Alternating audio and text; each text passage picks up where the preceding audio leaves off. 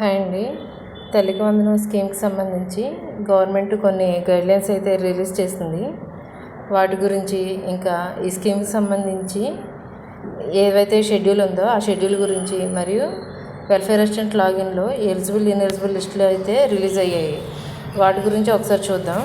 ఇప్పుడు ఫస్ట్ ఏంటంటే ఇప్పుడు ఈ స్కీమ్కి సంబంధించిన షెడ్యూల్ ఏంటో చూద్దాం. ఫస్ట్ ఏంటంటే 12న మనకి ఇనెలిజిబుల్ లిస్టులు అనేవి సచివాలయాల్లో పబ్లిష్ చేస్తారు.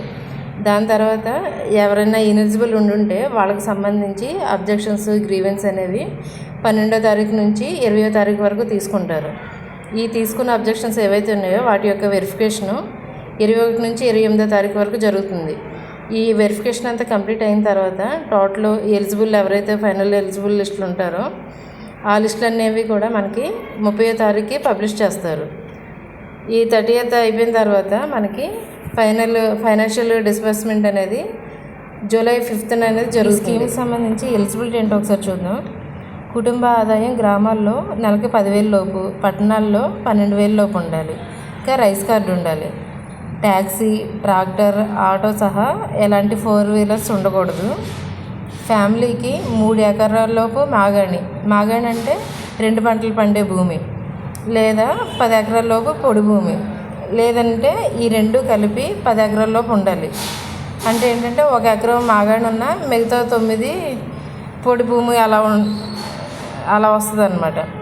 ఇంకా మున్సిపాలిటీ పరిధిలో మనకి 1000 చదరపు అడుగులు విస్తీర్ణం కలిగిన ప్రాపర్టీ ఉండకూడదు. అంటే 1000 లోపు ఉండొచ్చు.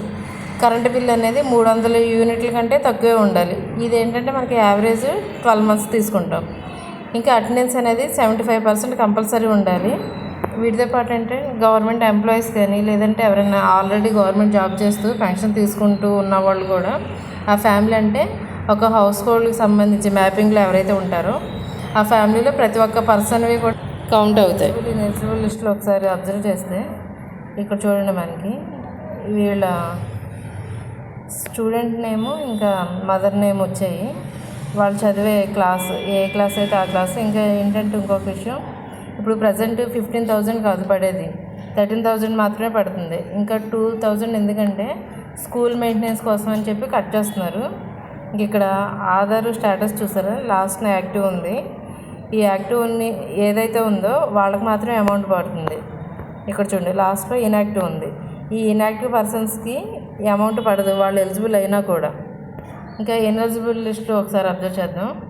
ఇనెలిజిబుల్ కొంతమంది ఉన్నారు, వాళ్ళ ఏం రీజన్స్ ఉన్నాయో ఒకసారి చూస్తే ఇక్కడ భూమి అనేది 3 ఎకరాల కంటే ఎక్కువ ఉంది. ఇంకా సరైన ఆదాయ ధృవీకరణ లేదు. ఇక్కడ సరైన ఆదాయ ధృవీకరణ లేకపోవడం అంటే రేషన్ కార్డు లేకపోవడం. రేషన్ కార్డు లేని వాళ్ళు కూడా ఇనెలిజిబుల్ అవుతారు. ఇంకా కుటుంబంలో 4 చక్రాల వాహనం. ఇంకా ఇదిగోండి ఇక్కడ చూడండి, విద్యుత్ వినియోగం సగటున 300 యూనిట్ల కంటే ఎక్కువ ఉంది. ఇలా ఉన్నా కూడా ఇనెలిజిబుల్ అవుతారు.